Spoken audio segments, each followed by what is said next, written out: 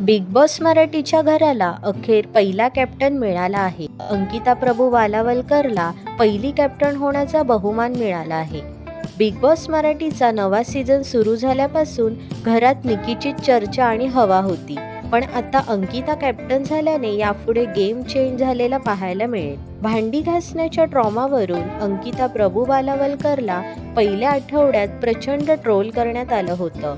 पण आता दुसऱ्या आठवड्यात हीच कोकणची चेडवा कॅप्टन झाल्याने तिचं सर्वत्र कौतुक होत आहे.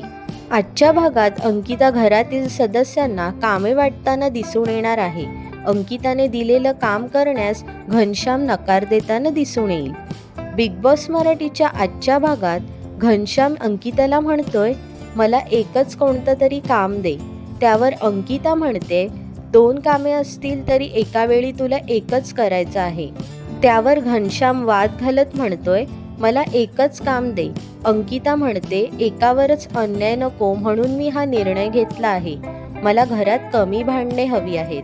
आता घनश्याम नक्की काय काम करणार हे जाणून घेण्यासाठी आजचा भाग नक्की पहा.